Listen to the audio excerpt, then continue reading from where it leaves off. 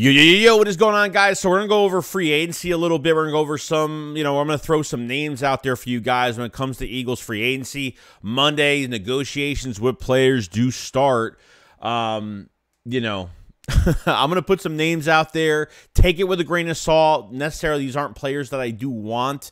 But because of certain players and from the contracts of what they're worth, that's what I'm kind of getting into right now. And yeah, we're going to go over the pre-draft visits with a few players, and this Philadelphia Eagles offseason is just about to begin soon. So let's get straight into all the news. Because I've seen enough horror movies to know any weirdo wearing a mask is never friendly.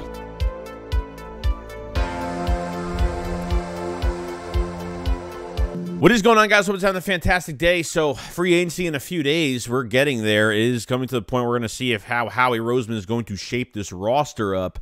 So, definitely want to put some names out there for the Philadelphia Eagles. And one, that name that has been linked to the Eagles, actually, because it makes a little bit of sense, is the safety DeSean Gibson, okay, with the 49ers. Jeff Kerr did put out the news that definitely a name to watch out for. DeSean Gibson is going to be the Philadelphia Eagles having a lot of interest since our new defensive coordinator and Sean Desai was the defensive coordinator for the Bears in 21, which he did play for them. He had 5 interceptions and 8 pass defense in 22, and had a pretty good year last year. So having a veteran presence like Gibson would actually help a lot. And you never know. I don't know what the numbers are going to be for a contract, but I think he's 29 years old right now, so could be very affordable for the Philadelphia Eagles, and he could want to play with Sean Desai. So like I said, safety has become now like one of the most weakest positions. I don't care how much of a sample size from Reed Blankenship you had. Do you trust Kevon Wallace? Are they going to move like a Goodrich or a Job or kind of cross-train one of these guys to safety? I don't know, but we really don't have nothing behind it right now. That's promising to be your future starter since Chauncey Gardner-Johnson is not here anymore. So DeSean Gibson is definitely the #1 name right now on our list that we really need to go get, and it could be a huge possibility. Now, another one that's interesting for the offense is Braxton Berrios, which been mostly a special teams #3 wide receiver for the New York Jets. Now, Berrios, they tried to restructure his contract. He wouldn't agree on the restructure. They released Berrios, and he will be a free agent as of right now. They saved about $5 million with that move. Now, Berrios, I do like him a lot. I've watched from time to time, like when our games are on and we're watching Jets highlights in between, because I am in New York. I do get all the Jet games, so I do see a lot what's going on with the Jets sometimes. But Berrios has been pretty good as a wide receiver 3, what he would look like opposite side of Devontae Smith and A.J. Brown, and I think, his route running's pretty good. He's quick, and he would be, you would kill 2 birds with 1 stone with this move.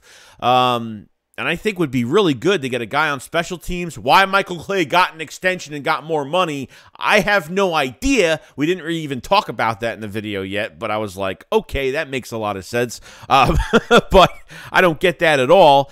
Britton Covey, you bring this guy against Britton Covey, Devin Allen, you could have some good competition for special teams. And Berrios, obviously, if you bring him in, he's going to be a starting special teamer most likely, and you could put him in as a #3 receiver, and I think he would do really well. Just depends on the price and what's going on with him. I don't think he's going to be a top guy that's going to be, but I think you get more value out of him on a cheaper deal for what he'll give you for special teams and being that receiver, that #3 receiver, which I think would be pretty cool.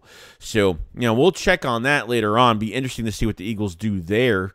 And then you have Adrian Amos, which is another safety for the Philadelphia Eagles right now. And you know what? We have to look at safety we keep looking at. So when you look at Adrian Amos, an older veteran, and now you have to look at the contracts now. He would be very affordable right now. Amos looking right now at like a $6.5 million deal on like a 2-year deal or something like that. So technically he would actually be pretty cheap because on Spock Track they could kind of see, like, because of the statistics from certain players, it will kind of guarantee you, like, if it's going to be an expensive deal or what the deal would actually look like with certain players. And from Amos, I think he would be pretty cheap for a couple years and could fill in a role at safety as well for the Philadelphia Eagles, which is pretty good. So got to look at safety. Rodney McLeod is another one, and obviously I'm not even interested in this whatsoever because, you know, we signed Rodney McLeod as a free agent in 2016, did really well for us, got injured way too much, and he's really old right now. The past couple years with the Colts, he actually didn't play too bad. And I think he ended up getting hurt one time. I could be wrong, but I kind of want to stay away from this. I don't trust it as much as Rodney McLeod is, has been to this organization, has been here, has won a Super Bowl with the Philadelphia Eagles. To bring him back, I don't know. I think there's better options out there for the Philadelphia Eagles as of right now. The one guy I actually did want that the Jets just signed. Now, whatever team signed right now, it honestly doesn't count because Monday starts where teams negotiate and finalize their deals. Okay, so that's definitely important. But Chuck Clark signed with the Jets, and this was the perfect move for Howie, to be honest with you. Chuck Clark can not only play safety after paying Murray and paying Kyle Hamilton from the Ravens. Like, Chuck Clark really had no room to really start anymore. He's a nice moving piece for your defense. Could play safety, could play inside, outside corner. You can move him all over the place as like that Malcolm Jenkins piece for your defense. But yeah, the Jets traded a 7th-round pick for him. 7th round. 1 more year left on his deal. $2.4 million left in the year. A $2.4 million cap hit. That's like such a Howie trade. Never got it done. So I don't know if we don't have the 7th-round picks yet. I'm not really sure if they could have got this done. I don't know with the compensatory and stuff like that, because the 7th-round picks were undisclosed, as of right now. So Chuck Clark was actually rumored to the Eagles last year when, we were going to trade Rager, and apparently the Ravens had interest in Rager, and all that went down. And apparently during the draft, they actually tried to trade Rager. It never happened, or I think it was during the trade or right before, or during the draft or right before.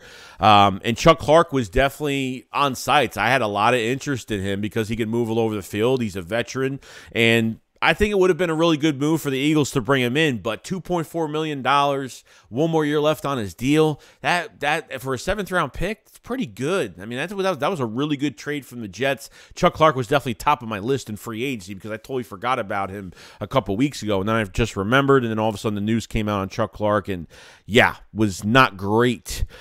But that's pretty much the free agents as of right now. Really safety and obviously Berrios at wide receiver and special teams is kind of what I was looking at, and we'll look at more going down the road in a couple days when free agency does start. But obviously looking at the Eagles with their pre-draft visits, the 30 pre-draft visits, the Eagles have already taken up 3 spots already of those interviews. And they've looking at some really good guys. Paris Johnson, the tackle from Ohio State, the best tackle in this draft as of right now. And obviously played 13 games, actually switched to left tackle last year, which is kind of crazy. And I'm actually excited to see, now with Jeff Stoutland in the building for so long, and what he could do. Look what he turned Jordan Mailata into. And now you have a guy in Paris Johnson. Oh, my God. Paris Johnson.